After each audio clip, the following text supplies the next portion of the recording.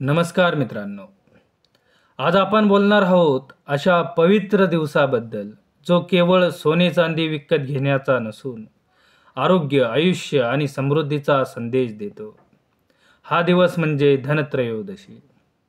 मित्रांनो, दिवाळी सणाचा एक महत्त्वाचा दिवस म्हणजे धनत्रयोदशी. हा एक महत्त्वाचा हिंदू सण आहे जो आरोग्य आणि आयुर्वेदाचा देव धन्वंतरी आणि संपत्तीची देवी लक्ष्मी यांच्या उपासनेला समर्पित आहे. आपण हा सण अश्विनी कृष्ण त्रयोदशी साजरा करतो. या सणाला आपण धनतेरस असेही म्हणतो. धनतेरस हे नाव धन म्हणजे धन आणि तेरस म्हणजे त्रयोदशीचा 13वा दिवस यावरून आले आहे. या दिवशी भगवान धन्वंतरी, मृत्यूचे स्वामी यमराज आणि कुबेर यांची पूजा करण्याची आपल्या हिंदूंमध्ये परंपरा आहे. धनत्रयोदशी या सणामागे एक मनोवेदक कथा आहे. कथित भविष्यवाणीप्रमाणे हेमा राजाचा पुत्र आपल्या 16व्या वर्षी मृत्युमुखी पडणार असतो.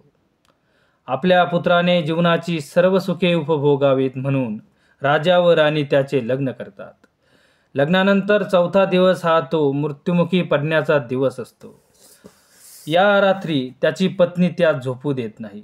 त्याच्या अवतीभोवती सोन्या चांदीच्या मोहरा ठेवल्या जातात. महालाचे प्रवेशद्वारही असेच सोन्या चांदीने भरून रोखले जाते.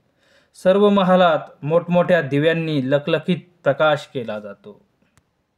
वेगवेगळी गाणी व गोष्टी सांगून त्याची पत्नी त्याला जागे ठेवते.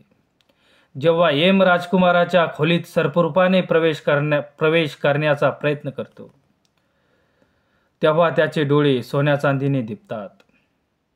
या कारणास्तव यम त्याच्या जगात अर्थात यमलोकात परततो. अशा प्रकारे राजकुमाराचे प्राण वाचतात अशी आख्यायिका आहे. म्हणूनच या दिवसास यमदीपदान असेही म्हणतात. असे सांगितले जाते की यमराजाने आपल्या दूतांना जो दीपदान करील त्याला अपमृत्यू येणार नाही असे कथा सांगितल्याचे सांगितले जाते. त्यामुळे या दिवशी सायंकाळी घराबाहेर दिवा लावून त्या दिव्याच्या वातीचे टोक दक्षिण दिशेस करतात. त्यानंतर त्या दिव्यास नमस्कार करतात. त्याने अपमृत्यू टळतो असा समज आहे आणि म्हणून या दिवशी मंगलस्नान करून दीप लावतात. आयुर्वेदाचा प्रवर्तक धन्वंतरी यांचा जन्मही याच दिवशी झाल्याची कथा आहे. म्हणून वैद्य लोक या दिवशी त्यांची जयंती साजरी करतात. ज्यावेळी समुद्रमंथन झाले त्यातून लक्ष्मी प्रगट झाली आणि नंतर धन्वंतरी प्रगट झाले अशी आपली मान्यता, श्रद्धा आहे. मित्रांनो, धनत्रयोदशी आपल्याला सांगते आरोग्य हेच खरे धन आणि आयुष्याचा खरा उत्सव म्हणजे निरोगी राहणं. म्हणूनच या धनत्रयोदशीला फक्त सोने विकत घेऊ नका. थोडा वेळ स्वतःसाठी द्या, आरोग्यासाठी, आनंदासाठी आणि आपल्या प्रियजनांसाठी. धन्यवाद. रामकृष्ण हरी.